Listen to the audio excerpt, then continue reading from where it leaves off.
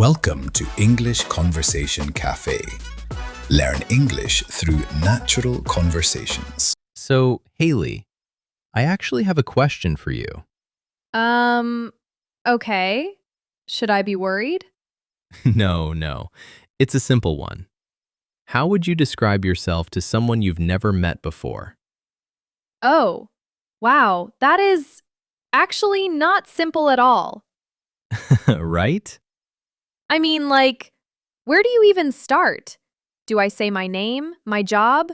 Do I tell them I cry at dog food commercials?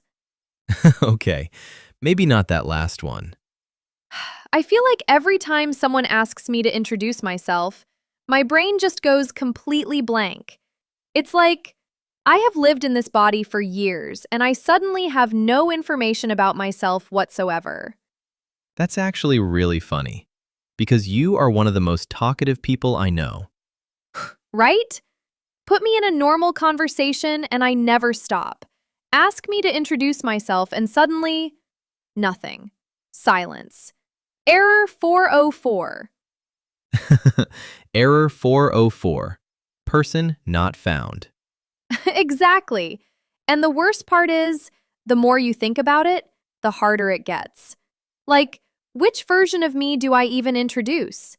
There's the professional me, the weekend me, the 10 p.m. eating cereal on the couch me. The couch version. She exists, Max. She is very real. Well, today we're going to help you, and everyone watching, figure out exactly what to say. And maybe, just maybe, help Haley introduce herself without panicking. I'm so ready. Let's do this. Welcome to English Conversation Café. I'm Max. And I'm Haley. And what you just heard? That moment of total confusion when Max asked me to describe myself? That is exactly what today's episode is about. That's right. Episode 20 is all about how to talk about yourself in English, simply, naturally, and confidently. We're going to walk through the whole thing, step by step. Greetings, where you're from, your hobbies, your job, all of it. By the end of this episode, you'll have real phrases and expressions you can actually use the next time someone says, So, tell me about yourself. those terrifying words. We'll make them a lot less terrifying. And if this is your first time here at the cafe, hello and welcome. This is a show for English learners who want to speak naturally, understand real conversations, and actually enjoy the process. If you're enjoying what we do, please hit that subscribe button and give us a like. It genuinely helps other English learners find us, and it means the world to us. All right, let's get started. Okay, so can I just say something before we dive in? Always. Tell me about yourself is one of the most stressful phrases in any language, not just English. Like, even in your first language, if someone suddenly turns to you and says, "Describe yourself to me," it feels weird, right? Do you think so? 100%. Because in normal life, you don't really describe yourself. You just exist. You talk about things, you share opinions, you react to stuff. But put a spotlight on you and say, "Go," and suddenly your mind is blank. That's such a good point. And in English, as a learner, it's even harder. Because you're not just thinking about what to say, you're also thinking about how to say it, which words to use, what grammar to use. It's a lot of things happening at once in your brain. Exactly. So what we want to do today is give you a kind of mental map, a simple structure you can follow. So instead of panicking, you have a clear path, step by step, I love a map, especially when I'm lost. which, with self-introductions, a lot of us are. So, let's build that map together. All right, step 1 on the map, the greeting. This is the very first moment you meet someone and open the conversation. And the good news is, this part doesn't have to be complicated at all. In English, we usually keep greetings simple and warm. The most basic ones you'll need. Hi, I'm Max. Hey, my name is Haley. Nice to meet you. Or if you want something a little more complete, hello, I'm Max. It's great to meet you. And for more formal situations, a job interview, a business meeting, a professional event, you might go with, good morning, my name is, or just, hello, I'm, a little more composed, a little less casual. The key is to match the energy of the situation. Casual settings, parties, classes, meeting new friends. Keep it relaxed and natural. Formal settings, bring it down a notch. Be clear and professional. And then there's the moment after you say your name, where you're not sure if it's a handshake or a hug or The handshake or hug situation. happens to me every single time. Someone opens their arms and I put out my hand, and suddenly we're just holding each other's elbows in this very strange way, and nobody knows how to escape. That is a very specific image. It is a very specific memory. Okay, so after the name, a really nice trick is to add a small detail that makes you more memorable. Something simple, something warm. Like, hi, I'm Haley. I'm the one who's always laughing. Or, I'm the one who brought the snacks. Immediately more interesting than just a name. It gives people something to connect with right away, something to remember you by. Because if you just say your name and stop, it's kind of like, okay, and then silence. Awkward. One small detail. That's all it takes to go from a name to a person. Step 2. Where you're from and where you live. This is probably the most common thing people ask right after your name. So, where are you from? It's basically the universal icebreaker. No matter where you are in the world, that question comes up within the first 2 minutes. And there are a few really natural ways to answer it. The simplest, I'm from Brazil. I'm from Japan. Perfectly fine. But if you want to sound a little more natural and give more information, you can say, I'm originally from Mexico, but I live in Canada now. Oh, I love I'm originally from. It immediately tells a story. Like, something happened. There's a journey there. Exactly. It suggests you have a history, maybe an interesting path. It invites the other person to ask more. You could also say, I grew up in South Korea, which is slightly different. It's about where you spent your childhood, not necessarily where you were born. And then, for where you live now. I currently live in London. I'm living in Spain right now. I just moved to Australia. I just moved to is especially great because it's an instant conversation starter. People are curious. They'll naturally want to ask, why did you move? How are you finding it? Do you like it? And just like that, you've gone from an awkward introduction to an actual conversation. You give people something to ask about. That's the trick. Don't try to tell them everything. Give them one thread and let them pull it. Okay, that is genuinely wise. I feel like I've been approaching introductions completely wrong my whole life. You've been doing fine, Haley. I end up telling people my full life history in about 90 seconds, so room for improvement. Just a little. But also, for anyone watching who has a complicated background or doesn't want to go into it, that is completely okay too. You can always say something like, I'm from a few different places actually, or it's a long story, but I grew up in... People understand and respect that.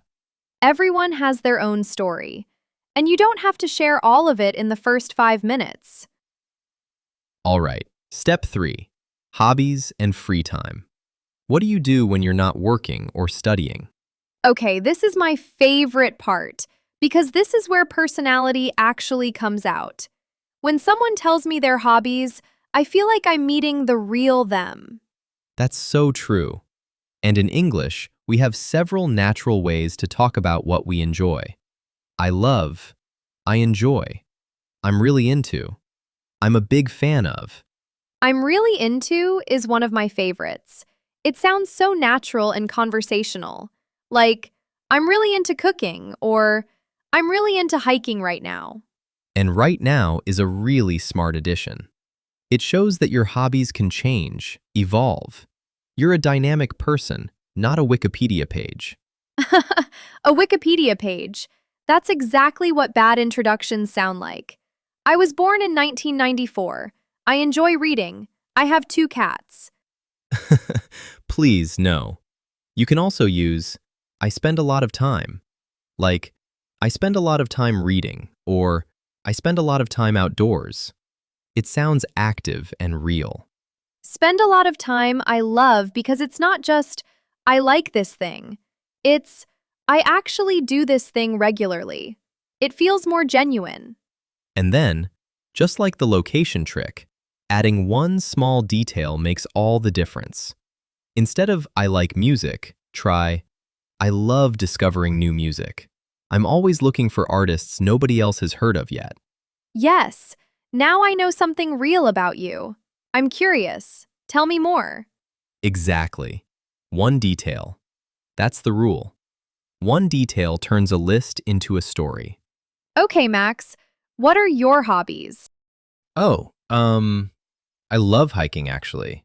Getting out in nature, away from screens, and I spend a lot of time reading, mostly history and language books. So you go outside, and then you come home and read about going outside. Yeah, that's basically correct. I'm really into that for you. Very on brand. What about yours, Haley? Oh, I love watching films and trying to imitate the accents. I'm really into accents. I spend a lot of time just rewatching scenes and trying to nail the pronunciation. Can you do any right now? I'd say I'm rather good at the British one, to be honest. That was actually impressive. See, hobbies tell you so much about a person. Step 4. What you do for work. This comes up in almost every self-introduction, especially in professional or formal situations. And also in casual ones. It's just one of those things people ask. Right. The classic structure here is I work as a, followed by your role. I work as a teacher. I work as an engineer. Clean, simple, clear. Or you can just say, I'm a nurse. I'm a designer. Same meaning, slightly shorter. And then there's I work in, which is great when you want to talk about your field or industry without naming a specific title. I work in healthcare. I work in technology. I work in education. It gives people the big picture. And I work for, when you want to mention the company or organization. I work for a small marketing agency. I work for a local school. I work for myself, which is a great natural way to say you're self-employed or a freelancer. I work for myself, the freelancer's favorite phrase. And also the phrase that comes with the most complicated feelings. True. Now, something we really want to talk about because it's important. Not everyone's work fits neatly into a job title, and that is completely normal. Yes, one of the most important things we want to say today is, if you're a stay-at-home parent, you have a full-time job. It just doesn't come with a paycheck or a business card. And in English, there are confident, natural ways to talk about it. You can say, I stay home with my kids. I'm raising my children. I take care of my family full-time. Or, I'm a full-time parent. Simple, direct, and there is absolutely nothing to be apologetic about. It's a real answer to, what do you do? A real and important one. And the same goes for students, people between jobs, people building something new. I'm currently studying medicine. I'm between jobs at the moment. I'm exploring my options. I run a small business from home. English has flexible, honest ways to talk about all of these things. You don't have to force your life into a box. And the key, no matter what you do, is to say it with confidence, because what you do is part of who you are, and there's no wrong answer. Say it like you mean it. And now, step 5. The part that I think makes an introduction really feel complete. Personality, family, and the little personal details that make you, you. Because facts are fine, but personality is what people remember. Exactly. So, for personality, some really natural phrases. I'd say I'm a pretty relaxed person. I tend to be quite organized. I'm someone who loves meeting new people. I'd say I love this one. It sounds honest, like you've actually thought about it, but you're not being too serious about yourself. It's humble and real at the same time. And another one that works beautifully. People tell me people tell me I'm a good listener. Or, people tell me I'm the funny one in my group. Speaking from experience. It works because it's not you bragging, it's other people's words. So it feels more natural and less like you're reading your own resume out loud. And for family, if you want to share, it's so simple. I have 2 brothers. I'm the youngest in my family. I live with my partner and our cat. I'm the youngest, or I'm the oldest. Those tiny details can spark so much conversation. People who are also the youngest immediately relate. The oldest, too. And don't forget pets. Always mention your pets. The pets are very important, apparently. Max, if someone has a dog and they don't mention it in their introduction, I feel personally deceived. Noted. Pets are essential information. Now, here's one more thing I think is really underrated in a self-introduction. Ending with something that invites the other person to talk. Yes, this is so important. Something like, I'd love to hear about you too. Or simply, what about you?